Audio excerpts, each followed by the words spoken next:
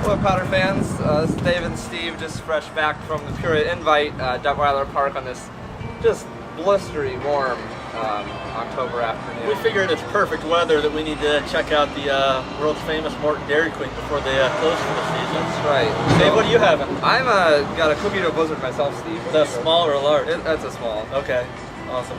I've got basically the same thing, except I also added M&Ms. It's quite delicious. Yeah, and before we begin our recap of the meet today, we'd like to point out that there is massage therapy available on... it might not be in camera, but there's a nice sign here. Check it out. It's on the Dairy Queen billboard. It'd be well worth your time. Yeah, there's a phone number and everything, so there you go.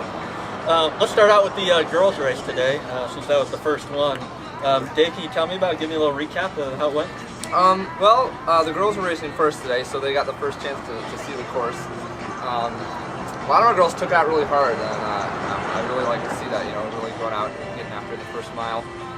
Actually, looked like she was maybe in the lead for that first charge down the hill. Yeah, right into the corner there. Yeah, and few people can say they've ever led the Peoria Invite, so yeah, kudos to her. And coming around the first mile, I got we're in good position there to get some shots with our photography devices, and we had some good packs for going. Grace was looking up there, Hannah and Michaela, I believe, were running together. Ashley and Nicole were looking real strong through the first mile. Didn't get to see them a whole lot as they were going back to the triangle. Second mile, pretty much we saw them again at the finish line, and a lot of really good finishes. Ashley looked really strong at the end there. Thought that looked really good. I think we had Grace next. Times there, we wrote down. Ashley was just under 19 minutes. 18:59. Grace was right around 19:58. Hannah had a 21:15 day. Kayla was at 21:30. Caitlin was at 22:13. Ashley was at 22:23, and Nicole rounded off our day with 22:30. So I mean, great times there. A lot of yards. Yeah, I think I don't have the stats in front of me, but I think they're bringing that team average down quite a bit throughout the season. Oh, definitely. Seven ladies under 22:30. Is there any one competitor, any one athlete that really stood out or stepped up and proved today? Well, like I said, I saw moments of brilliance from all 7 girls today, but especially I thought Hannah really stepped up today. Freshman runner, really jumping right into varsity competition.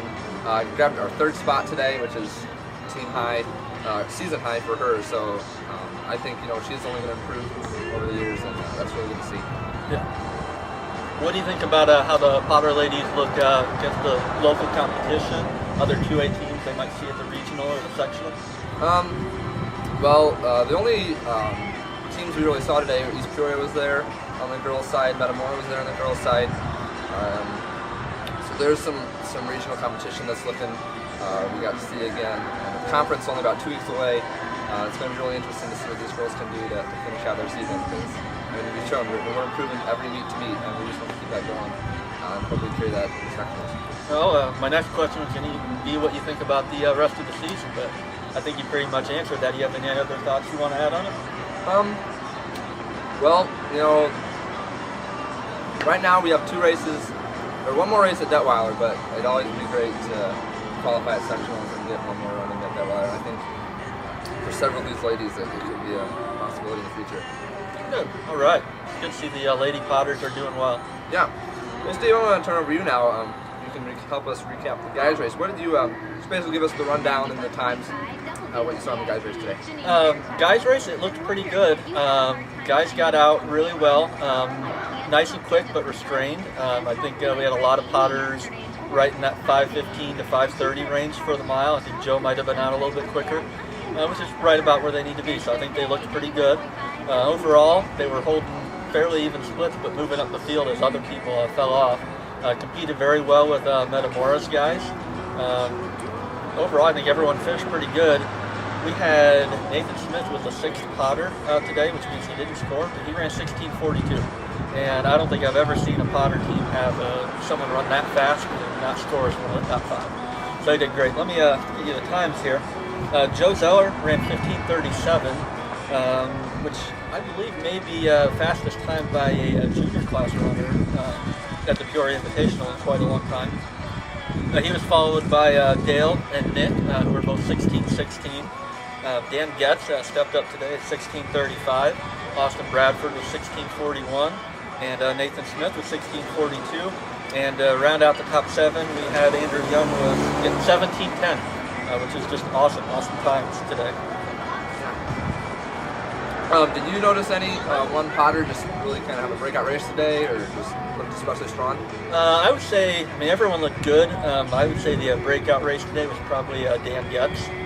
He's kind of been right on that bubble most of the season of being around the 6th man, sometimes the 5th, and he stepped up today as the 4th man.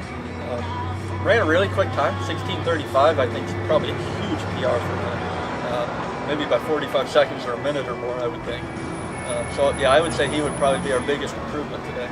Yeah, he also, I should mention, a little sibling rivalry. He ran faster than you ever did in high school. I was just going to mention that. My best was only 17:01, so congratulations to Dan on getting that. Way to go, Dan. Fastest Getz in town. Steve, what's your favorite color? My favorite color would be green. I'm a fan. I used to be blue when I was younger, but later I kind of saw the light and realized green's a little bit better. Yeah, and a lot of people would probably go with you on that. Yeah? What would you say is your favorite color? I've always just kind of been an orange fan. Orange is good if it's a nice bright orange.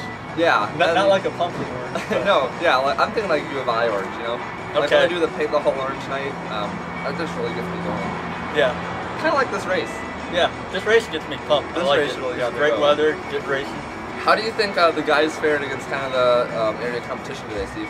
Well, looking against the area competition, Notre Dame was way up there. They're definitely one of the top 2 or 3 teams in the area, but they fared well against everyone else.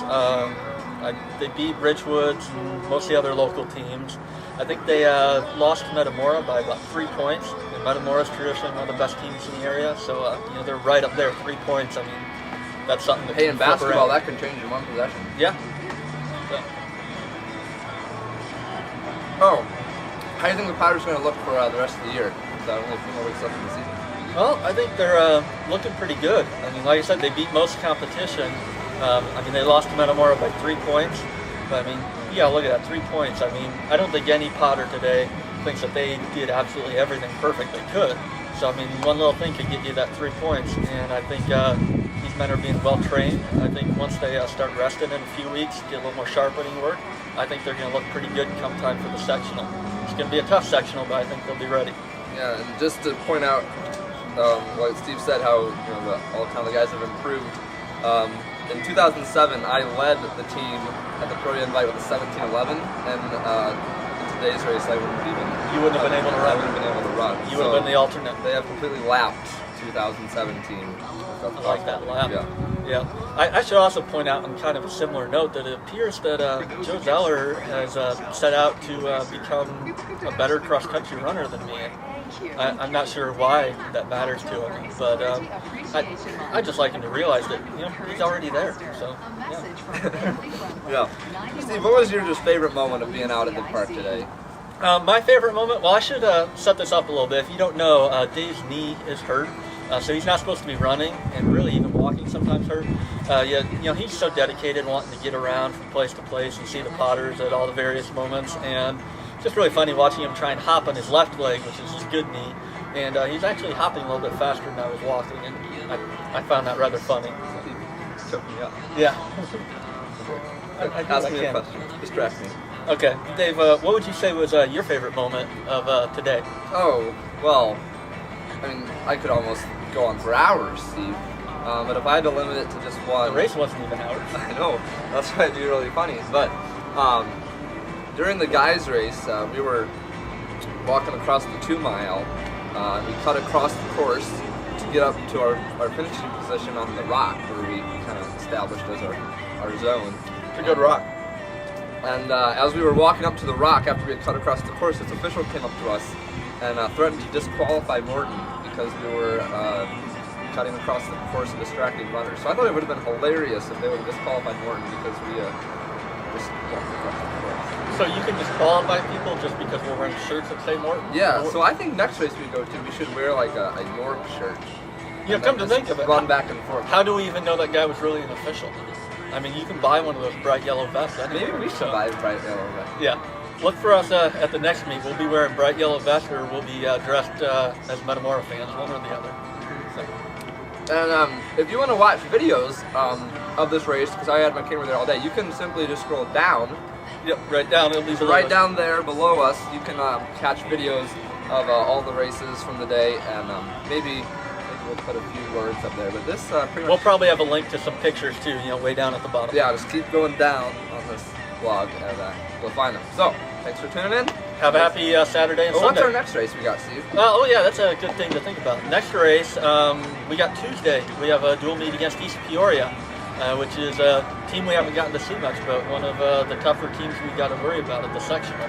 Not only that, it's on East Peoria's course, which is where the sectional is, so we'll get a good chance to preview that. Let guys learn the course, see how it's looking this year. All right. Well, see you next time. Yep. Have a good day.